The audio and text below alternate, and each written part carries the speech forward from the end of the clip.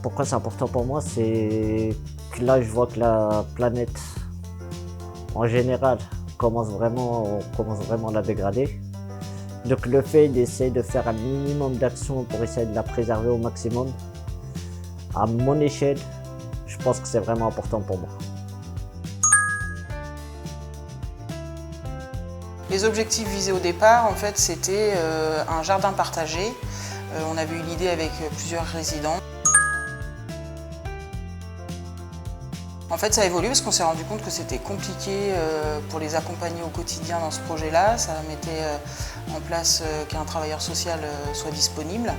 On a plutôt opté pour des bacs jardiniers pour que ça soit sur place.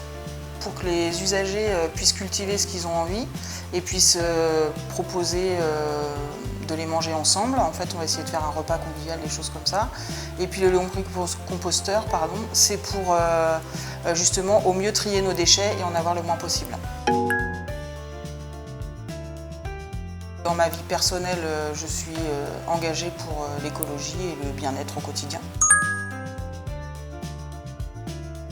Le fait de mener un projet collectif avec professionnels et personnes accompagnées, ça permet de sortir de cette position d'accompagnant accompagné et d'explorer des domaines auxquels on n'aurait pas pensé en fait. C'est-à-dire que nous, en tant que travailleurs sociaux, on va aller dans une direction, les personnes accompagnées vont avoir d'autres attentes. Donc là, par exemple, c'est grâce à Youssef qu'on a développé un projet potager, là où nous, on voulait juste travailler sur les déchets. Donc la pulsion de la personne accompagnée à nos côtés nous a permis de doubler les ambitions du projet, d'en faire deux et surtout d'aller faire sa demande dans un secteur où on apprend progressivement à laisser de plus en plus la place aux personnes, et là c'était typiquement un projet où les personnes accompagnées avaient toute leur place.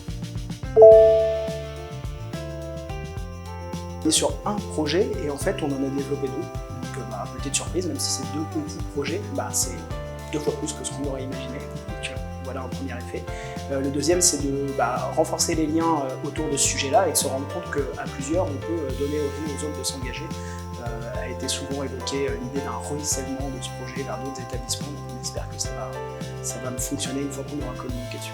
Des solutions, à essayer de trouver des partenariats. Donc peut-être que nous, on n'avait pas forcément l'idée, donc ça nous a permis en fait aussi de pouvoir contacter d'autres associations, d'autres magasins pour essayer d'avoir du matériel et tout ça. C'est beaucoup d'informations en fait qu'on avait.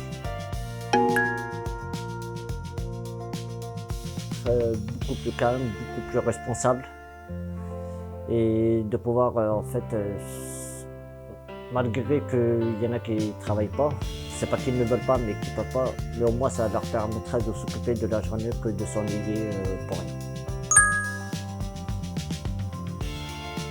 Et pour la SEA, c'est de pouvoir communiquer sur ce projet-là, pour le faire exister auprès des autres équipes, donner envie aux autres équipes de s'engager et de se poser la question de quelles petites actions, même si elles ne sont pas énormes, on peut réaliser pour améliorer la lutte contre le dérèglement climatique et la qualité de vie et l'accompagnement des personnes qui sont sous notre responsabilité.